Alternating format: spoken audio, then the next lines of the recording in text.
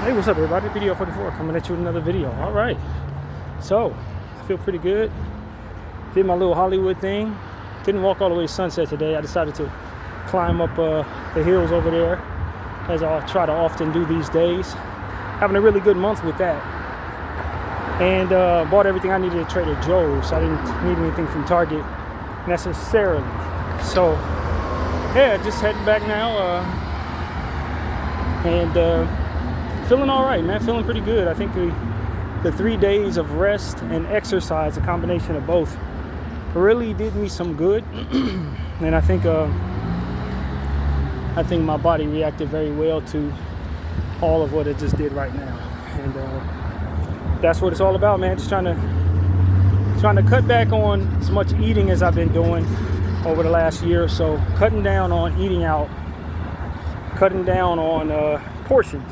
Especially with my morning meals, the oatmeal, I've damn near cut that in half. So I expect the pounds will shed so long as I keep up what I'm doing. And so I think I've lost weight over the last month and a half or so. I think I've lost some weight, and we'll see what happens from here. But yeah, man, just wanted to do a therapy session. I don't think I've done one. Did I do one today? I don't think so. I think both of the conversations I had today were basically NBA related. And there's still a lot of NBA talk to do, but figured I'd jump in and do a therapy session as well today.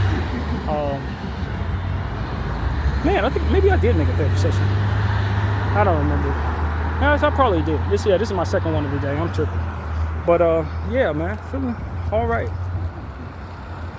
Well, I forgot to move some money around. I'm going to be walking past the bank that I usually go to, but realized I didn't pull out of one account what needs to go into the other. So just realized that right now. Kind of sucks for me, but I don't think it'll be overly essential. It's just something I kind of wanted to make sure I did, so I can do it tomorrow maybe. But yeah, man, this is a nice day. The weather is back to normal for the most part. It's what, 71 degrees or something like that, after it being 80 something, 80 as much as like 87 or 88.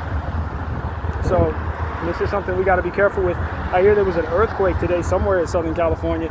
I had to notice, first one I've ever seen that kind of told us, hey, we're anticipating an earthquake. I never felt it though.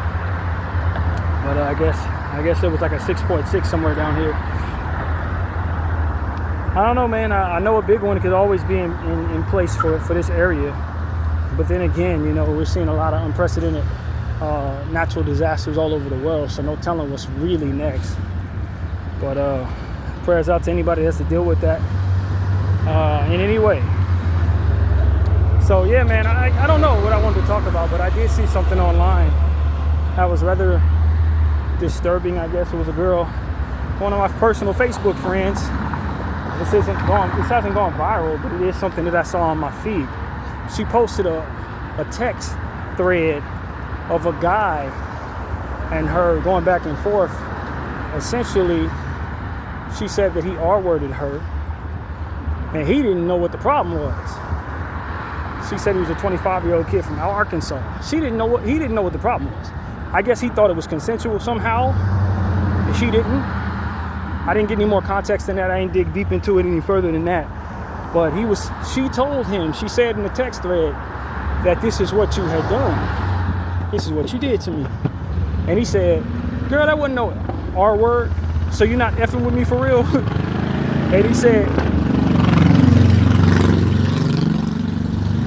and she said, no, it was. Don't you know what you did was considered R word? And he said something along the lines of, I wasn't trying to do that or something. So you're not messing with me for real, I think. And then he hit her up. I guess she had left that on scene. He hit her up again, saying good morning or something like that. Rather disturbing. I don't know the context of what took place there and why his interpretation of what took place was so far apart from what hers was that he felt confident to text her and see if she would still be willing to go that route with him. But I'll tell you this, we do, as men, need to understand that if there's any indication that she's either not pleased with what you're doing or that she's not coherent because of whatever, then you probably should back off. That's the only thing I can tell all of us. But sometimes our understanding, especially if we're drunk or real high, can be a lot different than a woman's understanding. And just because she's going along with it because she's drunk or high does not mean she's going to wake up out of that space and not feel violated or feel like you took advantage of her. And the state will likely see it the same way. So we need to, be aware. We all need to be aware that if she's not happy with what you're doing, regardless of what the context is, because this is very important. So a lot of times it's like, well, I was already going, or we had already went a certain way, or, we were already into it and then she started saying no. Or we had just went like an hour before that and it went a certain way, so I figured we could just do it again. If she say no, bro, it's pretty much no. Or else you are now going to be on tab for some serious charges if she decides to press those. And then furthermore, you could be inflicting on her a certain level of trauma that you don't want to know anything about on your end. And so that's what I want to say to all the young men out there specifically. Young men, we need to understand this. Especially if we're getting high, especially if we're drunk, especially if the woman you're dealing with is high or drunk. She could be really, really into what you got going on while drunk and high, and come down from that drunkenness and that stupor or whatever it is, and suddenly have to say that you took advantage. Now, your definition of R word may be something totally different. But I assure you, the state, the government does not care about your definition or what you think of when you hear the word R word. They don't care, bro. I promise you they don't care. And they will take what you did and apply the R word to it and give you the same time that they give whatever your definition is of that. And believe me, if she has people in her life that are very serious about her, which most people do, they ain't gonna really care about your definition either. So that's important. It's not always just about forceful, violent, no. Sometimes it's when she's fine with it, but she ain't aware that she's moving along a certain way. They gonna say it's your fault. That's why I'm of the mindset, the older I get, the less intrigued I am by drunken women or high women. I'm not intrigued. Oh, she drunk, she don't even know. No, you don't want to be anywhere near that. That's dangerous for you. That's dangerous for you, and that's how we need to start raising our boys. Because when I was a kid, a young man, if a girl's drunk and high, it's like, oh, this is good. Now you can cheat easy or whatever. Like, man, let me tell you something. That's not okay. Now that I'm a grown man, I can tell you ain't nothing okay about dealing with a woman who stumbled drunk, stumble high, or both. Ain't nothing good about that. You want her to be in her right mind, to know who you are. You want her saying yes and meaning that. In her right mind. I cannot stress this enough. In her right mind. Because I promise you the cops ain't going to give a damn about her word versus your word as it pertains to, well, she said yes. Well, she perceived it as no, and you took advantage. So now you got charges pressed on you. You a sex offender, and it's all bad from there. And so I don't think we've had this conversation too often on this channel. I've had a lot of conversations over the years. I'm sure it probably came up once or twice at some point, something like this.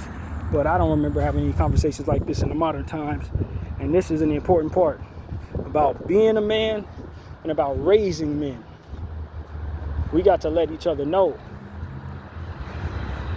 Ain't nothing cool about a woman not being clear on what it is that she's doing with you. I don't give a damn what you hear in the song, what they rapped about, how much they tell people to drink or whatever, how much they tell people to take drugs or whatever. Let me tell you something. You will go to jail. You will go to jail for that. And then furthermore, they're going to have on your paperwork that you are R-word or a sex offender. And trust me, that is not a jacket you want to wear on the inside. No question about that. You do not want that on your jacket. You do not want that on your jacket. Your time is not going to be pleasant. And so that's why I want to tell young men, man. And look, if you got a little sister, you got obviously women in your life, mothers in your life, have conversations about these things. Know what their opinions are about these things. Run something past the people that are close to you that can give you some perspective. Some of them may give you some bad advice because some people are morbid. Even women can be morbid at times or depraved of reality. So I would suggest go to a woman that doesn't have strange ways of looking at the world, if I'm making any sense, and get her opinion about how you should handle these type of situations. So just in case you're confused or you're not sure or you believe that what I just said is bogus, have a conversation with a woman and see what she thinks. Because some women will hold other women accountable for what it is they allow and this and that. Some people are different, but what you want is to not be on the hook because you interpret it a certain way and the state or the world around you don't. Because a lot of us were raised in households where we weren't taught how to protect ourselves or how to treat people or whatever.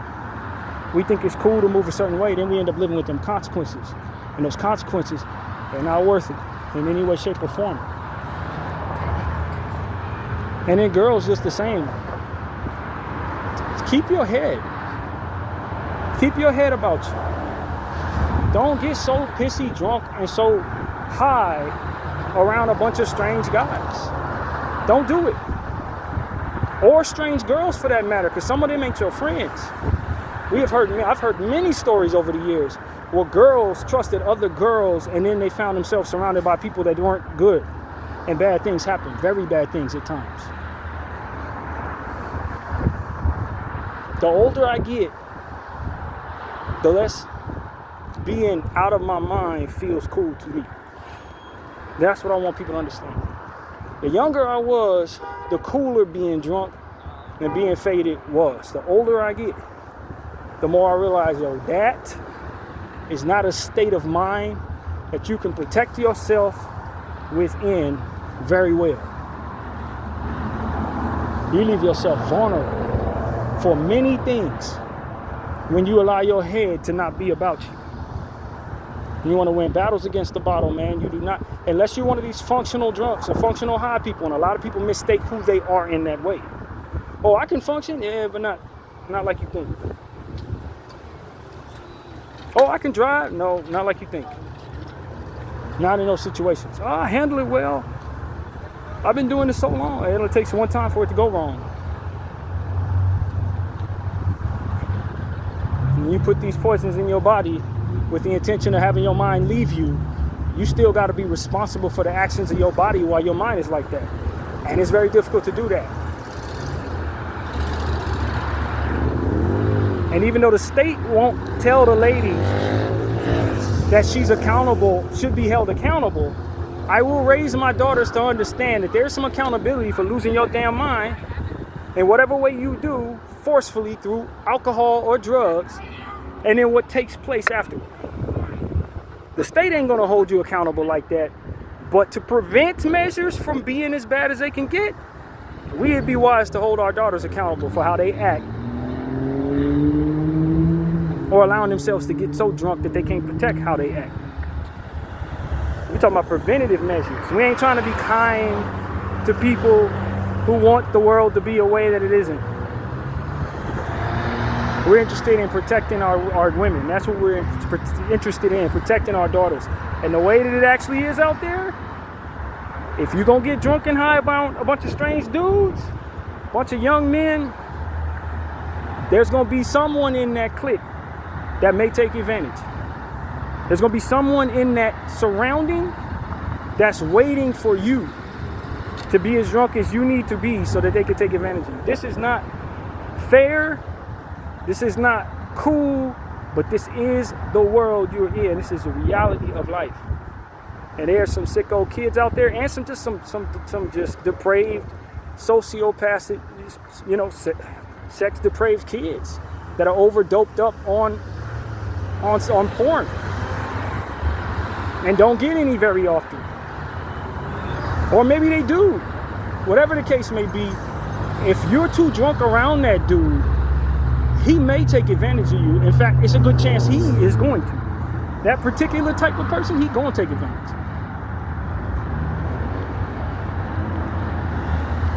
And so that's what I want these girls to understand.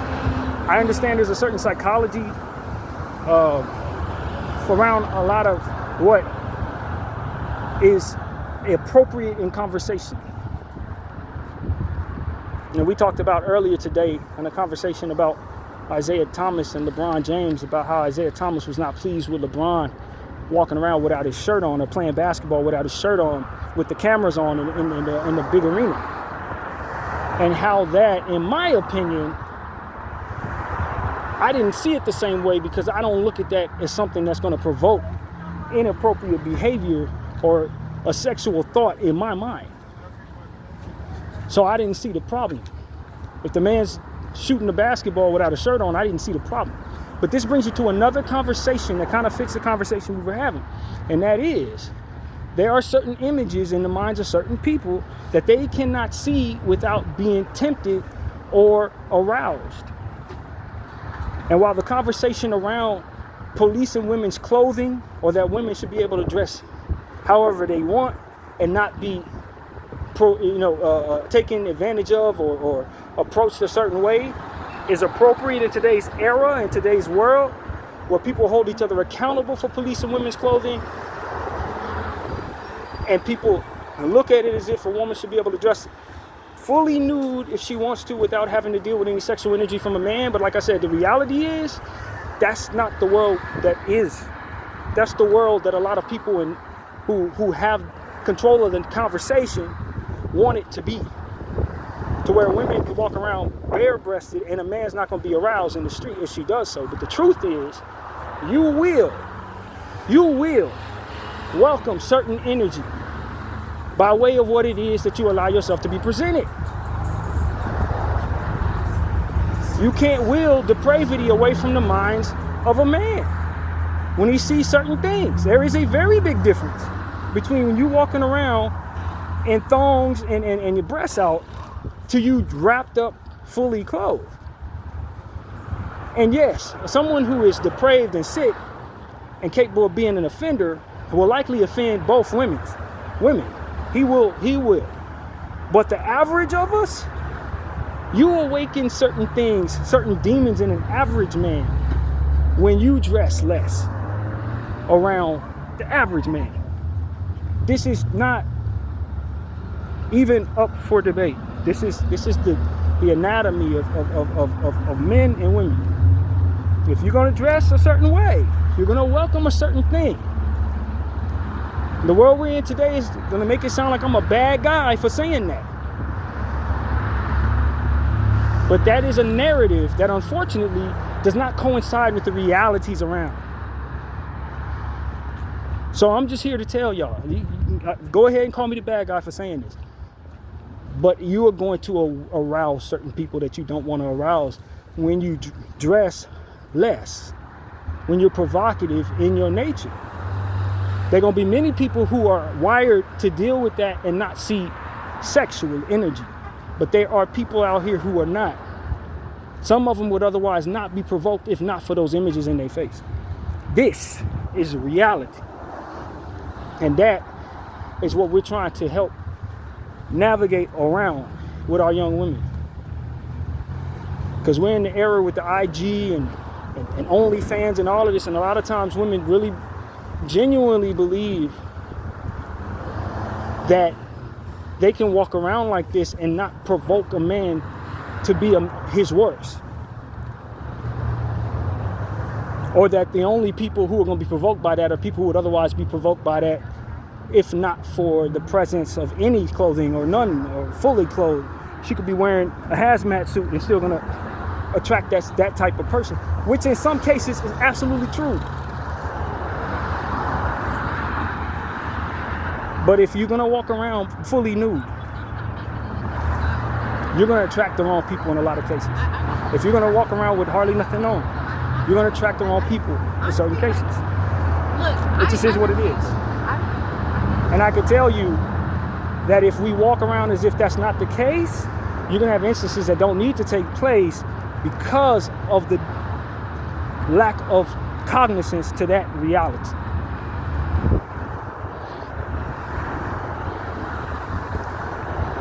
So do with that what you will. You're going to dress how you want to dress. You're going to feel how you feel. But I'm telling you, some of y'all are walking around thinking that because of their narrative that men are not to be provoked or aroused by the presence of women dressing a certain way or not dressing at all. That does not take into account all of the men out here who are being aroused and provoked by you hardly wearing nothing around it. It just is what it is. If you're gonna have, it's one of those situations where if you're gonna jump in the ocean, cut your leg first, now you're bleeding, you're gonna attract the wrong thing. You're gonna attract a shark. That's what it is. You're gonna attract a shark. If you're going to go into a situation, into a lion's den with a steak necklace on, you are likely going to be attacked by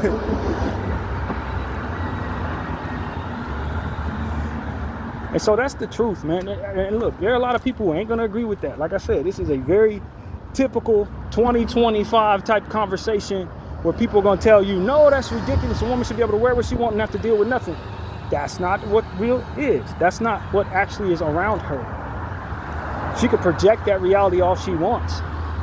And that's a beautiful thing. If you can will the world to be what you want it to be as you are, if you got that type of mind control over everybody else, God bless you.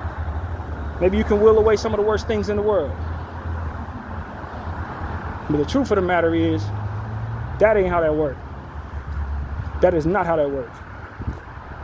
And so if you're going to go to the club with half your ass hanging out, you are going to attract the wrong attention from certain people that you otherwise do not want it from. It just is what it is. And those who are telling you that's not true, they are setting you up. They're setting you up. Whether they mean to or not, they're setting you up for the wrong reality. And so that's what I wanted to tell people out here, man. Same goes for us guys in a lot of cases, unfortunately. We got to look at it that way too in some cases. Especially with people running around being upset about people having their shirts off. You know what I'm saying? Suddenly you start realizing the depravity of some of these people, man. They really concerned about what this looks like. You know what I mean? In their eyes. And they're projecting it onto the rest of us. That is the truth. So this is not exempt from men. You're going to do the same thing. You're going to attract the wrong energy from some people too. But I would imagine in a lot of cases, we're more likely to be able to defend ourselves from these situations. Though many people will tell you in this era that's also not true. Whatever the case may be, we all need to be cognizant of what it is that we're putting out. When it is that we're wearing a steak necklace in a lion's den. You understand what I'm saying? We need to understand when you're walking into a lion's den and what a steak necklace looks like when it's around your neck.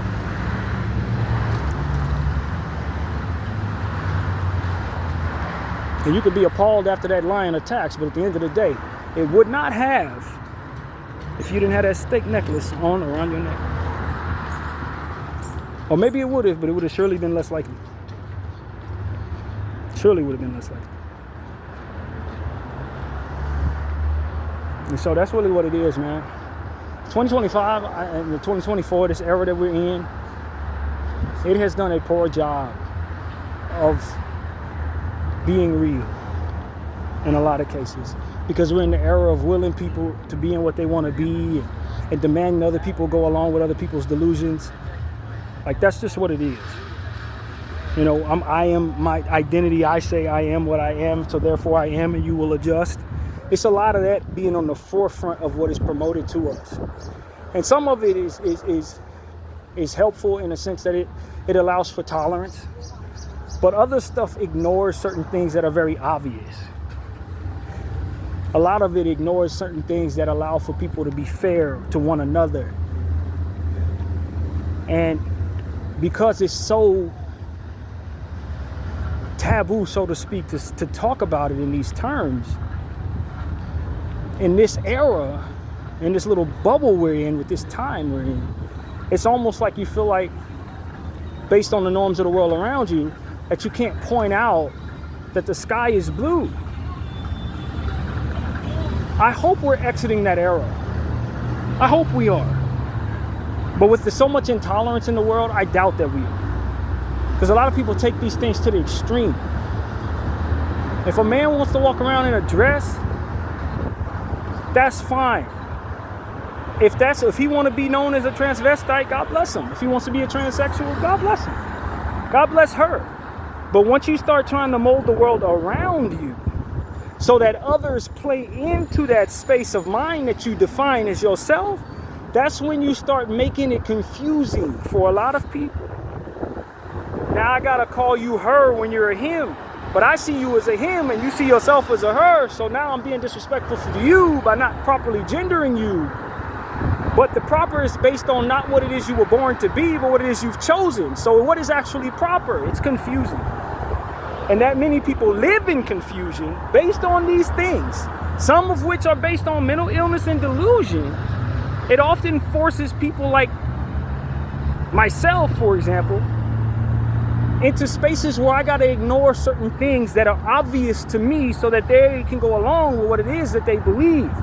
And though the science doesn't agree, and my eyes certainly don't tell me I should be, we're in a space where, because so many people have so much power in these groups, that we have to go along with these things as if they are true. And that truth can be molded based on a person's agreement to such, even if science don't align with it. Where does that begin and where does that end? I do not know, but I can tell you this. When I look at genocide taking place, and people are telling me that children are terrorists, and that terrorists are chosen, then I look at that conversation, I say, that's why that's possible, friends. That is exactly why that's possible, because we have made it normal for people to go along with other people's choices rather than the realities of what it is that we see. So that gets perverted in some massive, destructive ways, and I'm willing to bet that they were invested in for that reason. So that when people decide to do certain things that are absolutely ridiculous, they can say, well, this is what we choose. This is what we choose. This is what we choose. And so this is why I come to you and I tell you, we have to be willing to find some balance as it pertains to, I don't have a problem calling you sir when you may have been born a woman. But when it comes to me being able to identify you without knowing you, and I look up and I see a man walking down the street, or I look up and I see a woman walking down the street, you got to have some balance as to say from within your space of choosing that this person doesn't know me. This person doesn't know me. So therefore, the respect that I demand based on my choice should not be forced upon that person before knowing what that choice would be. They're not rude for calling me sir until I tell them, no, my proper pronoun is ma'am. They should not be backed into looking as if they're rude for not knowing your preference when it is a preference that you choose. And though you identify yourself to be what it is that you claim, the reality is you present something different. And it is that for which we see when we walk down the street with one another. So that's what I'm saying to one another. To all of us, I think we need to be a bit more balanced as it pertains to how far we're willing to condemn individuals who don't understand such things. Because if we take it too far, then we start seeing other individuals using that same logic to engage in behaviors that are very toxic for the world. and using that same choice logic to justify it. When you take something too damn far, overcorrecting a problem.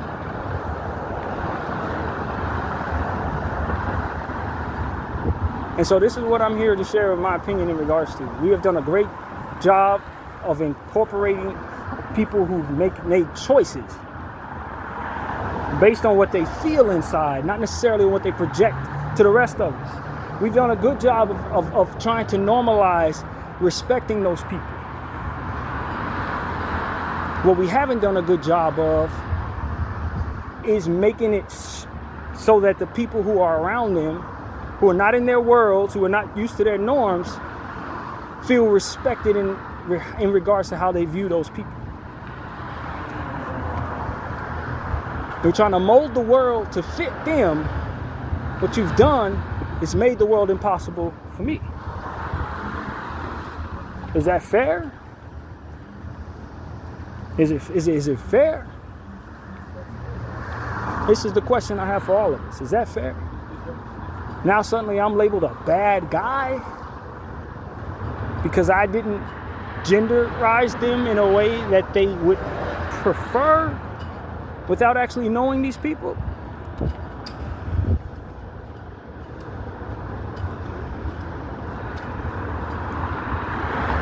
That I may not necessarily feel all that comfortable with them coming into the bathroom with my little girl. You're overcorrecting the problem, ladies and gentlemen.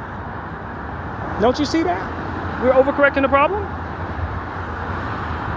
Now, me as a parent, though I would never speak for a little girl, if I'm a parent of a little girl, I'm uncomfortable because a person who chose is now walking into a space where men are not supposed to go.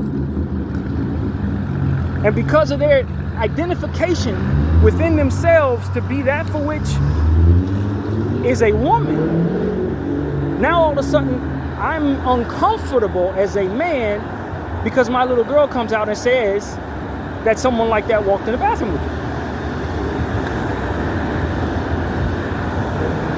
Now maybe we're doing a good job society-wise of trying to normalize this for children, though a lot of people would call that a bad job.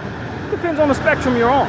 But in terms of normalizing this reality for children, I think there's a great deal of individuals who are trying to do that so that children won't complain as much about such things. That's just what it is.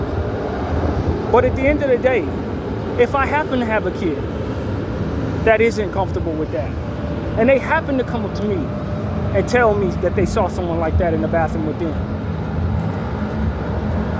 now I don't have a right to be uncomfortable about it because of their choice to identify however they choose. Now, if I'm a parent and I have maybe even misconceptions, let's just call it misconceptions to keep the ears of those who would not agree. Maybe I have misconceptions about that community, and I'm worried that them being around my child awakens an ignorance within me that makes me uncomfortable. Now I'm rude for not wanting to have them promote to my child the normalcy of their reality. And furthermore, that my child has a choice for which I don't agree to if I'm in that space. Now suddenly I'm a bad guy because I don't want someone who's chosen to promote their faith, so to speak, to my child. Now all of a sudden I'm rude and I'm ignorant and I'm the worst guy in the world. And I'm completely and utterly intolerant.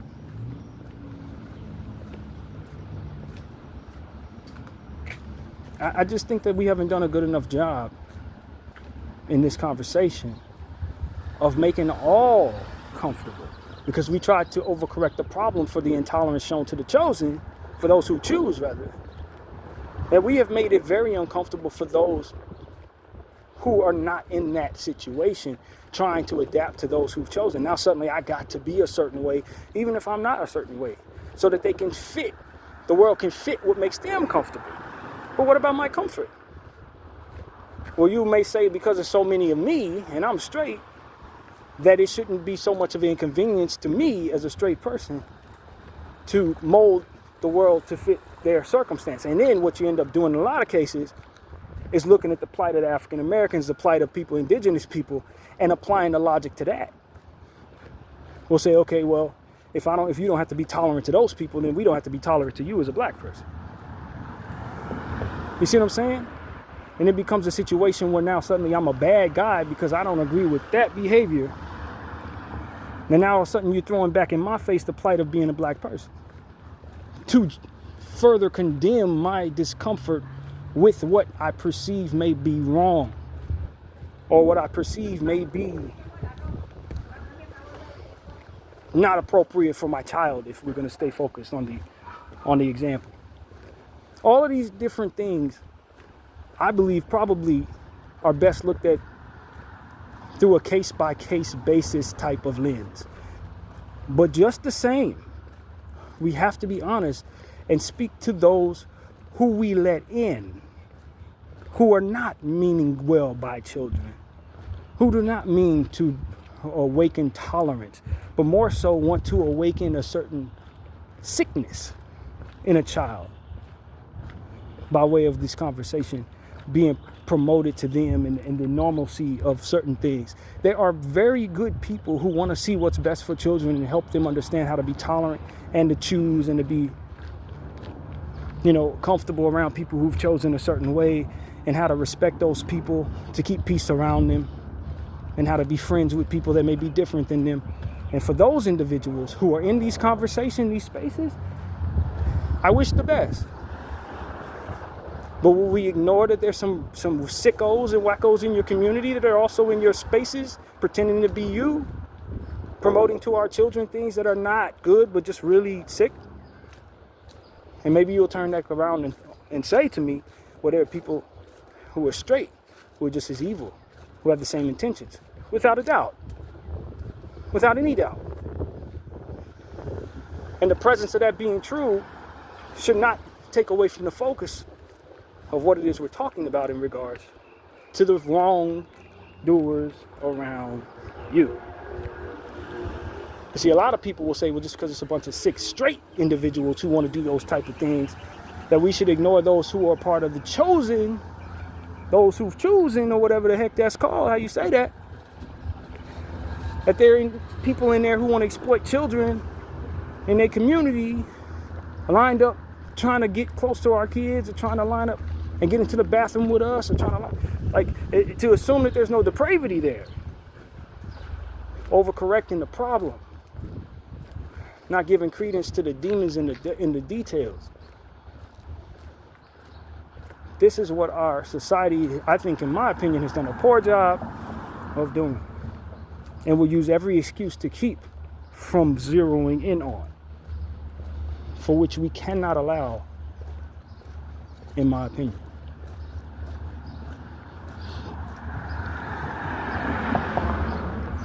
There are people in your community, LGBTQ, that are sick. Okay? I'm going to say this, because I reserve the right to say anything I want to on my channel, and I'm telling you right now, there's some people in your community that are messed up, bro, who find themselves in your community because of their messed up intentions and behaviors and whatever happened to them, affecting them in some negative way, trauma triggering their choices. Mentally ill and depraved individuals who don't mean well to the society around them.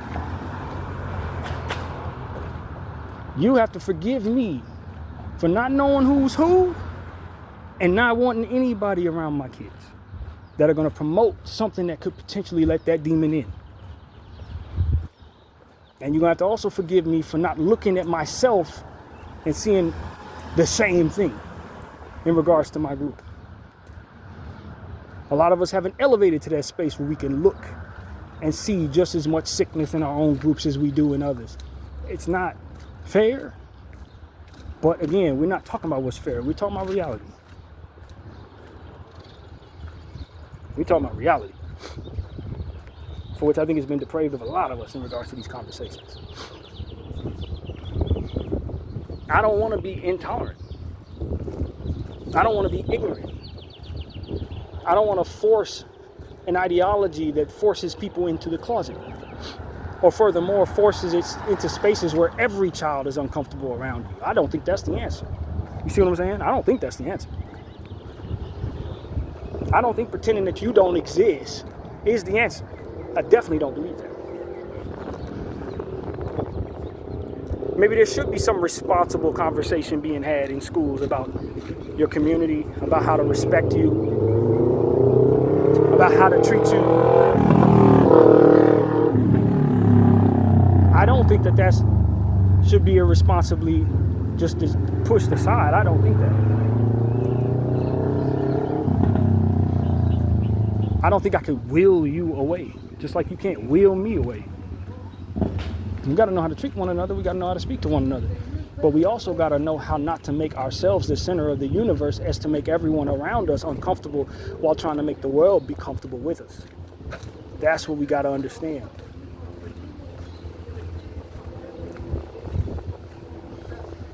Sometimes we can be offensive in whatever it is that we choose. And we offend others. And if the world is only centered around making us happy, then we're just offensive to everybody. And then furthermore, if we have to muzzle everybody about our offensive behaviors, no one's holding us accountable for it. And we're just creating a pressure cooker in the minds of many who are going to snap eventually when that pressure cooker gets too much. Offensive behavior and offensive presence is something that should not be suppressed.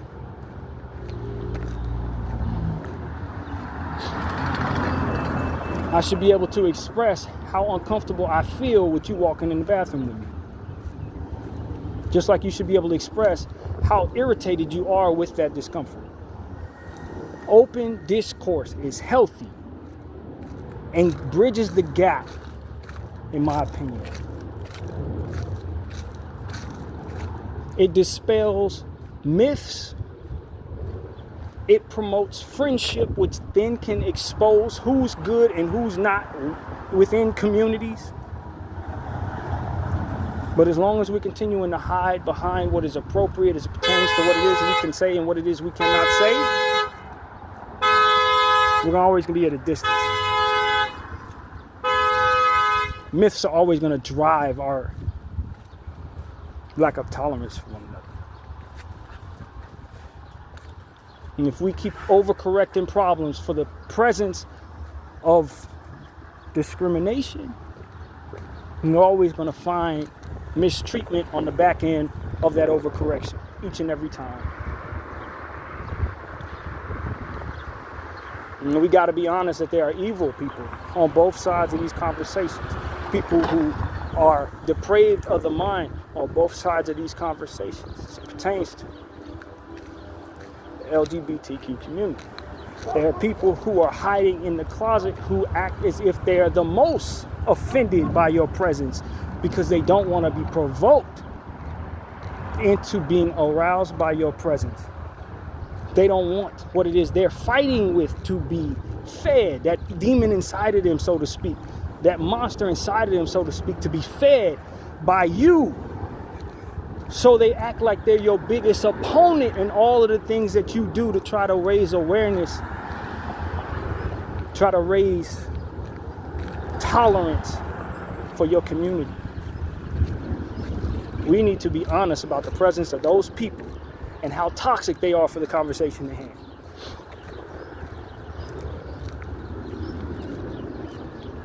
People who really are a part of your community, but they're fighting so damn hard not to be seen as that, so they will fight each and every one of you rather than to allow themselves to fall into spaces that are most natural to them. And I think those people are some of the most dangerous people for this conversation, because they'll blow the whole world up to keep their secret.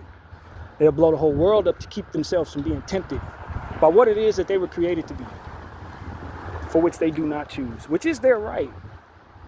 But to not to be disruptive in this conversation because of it.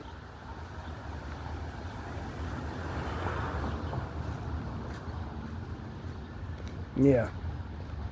And that's a real thing, man. That's a real thing. Ain't nobody saying everybody who's in that community needs to be outed, but there are people here in this space, this conversation, who are here to disrupt so that they're not exposed. They usually bring forth a lot of monkey wrenches to the overall agreement to live and let die, to live and let live, or whatever the word would be. I'm willing to bet they're the first ones to throw the most confusion in the conversation, or the worst ones that'll be the most disinterested in solutions to bridging the gap between those who live a certain way and those who are ignorant about their ways of living.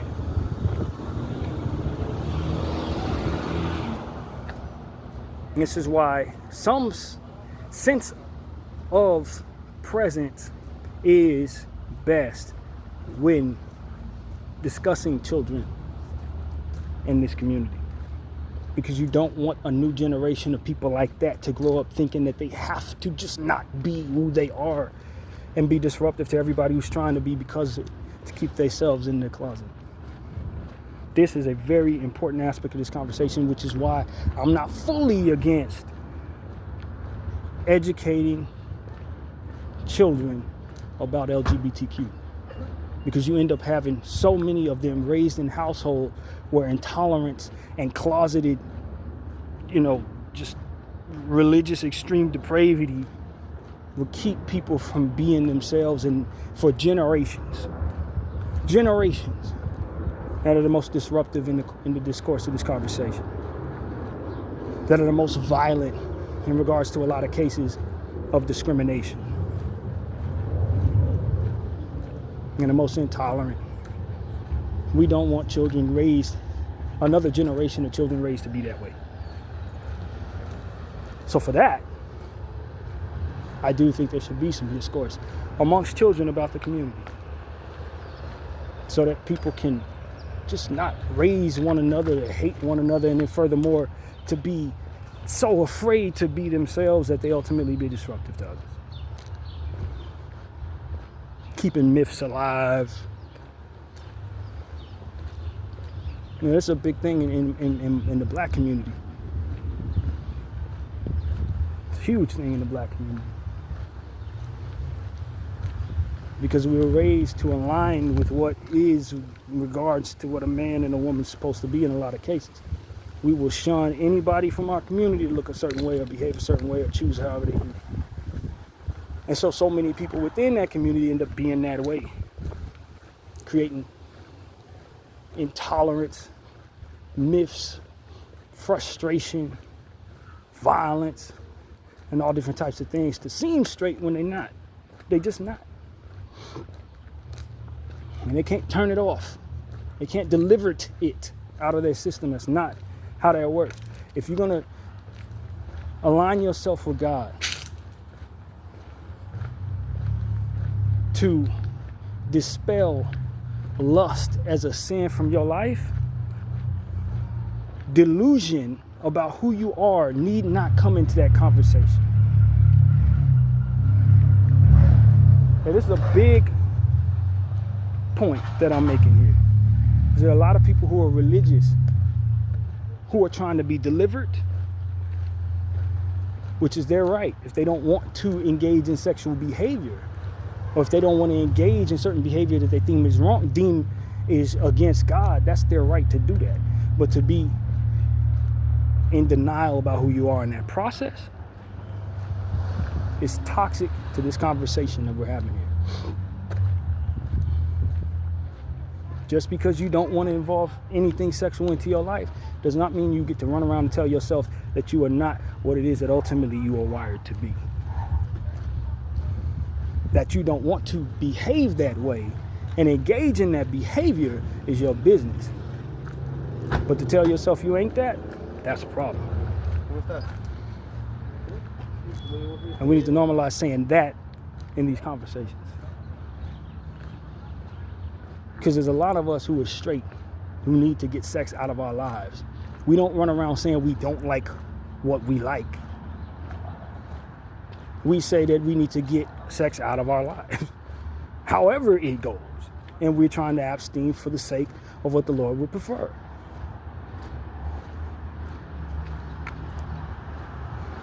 But to run around and say, I don't like women, just because I'm trying to abstain, creates a real problem in my skull.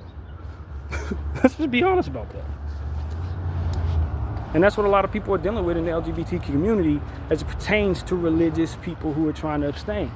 They trying not to be what they are, as opposed to just getting sex out of their life regardless. And you start doing mental gymnastics in your own head, screwing yourself over, messing with your own mental health doing that. You are what you are, and you're trying to get closer to God. So, regardless of what it is that you are trying to get sex out of your life. Normalize that. If that's what you choose to do, normalize that. But don't run around telling yourself you're straight when you're not. You're not straight. If you're not, like, simple. Because then you end up doing damage to yourself, and then from there, doing damage to the conversation at hand. Which all comes together in a lot of what it is we're talking about. So I hope I gave people my point of view on this. There are a lot of people struggling with things that are not as simple as getting straight. A lot of people have some sick, what we would deem sick, depraved choices in themselves, and they need to abstain. They need to get sex out of their lives because the type of sex they like is dangerous for the world around them. Is not fair to the world around them. They need to get closer to God so that he can keep them from doing what comes naturally to them. This is a real thing that a lot of people are afraid to have conversations about because it goes into spaces that is just like too sick to talk about. But the truth is, there's some sick people out here, man. They need to be close to God and less likely to feed what it is that comes naturally to them. It just is what it is.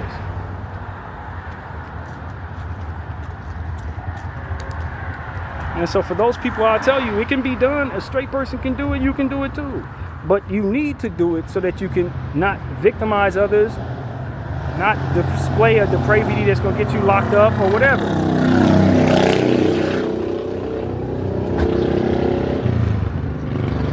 And so it should be normal to have conversations about you too. For which I think we're a long way away from for some of y'all. We're a long way away from that. But we shouldn't be. That's the purpose of conversations like this on my channel.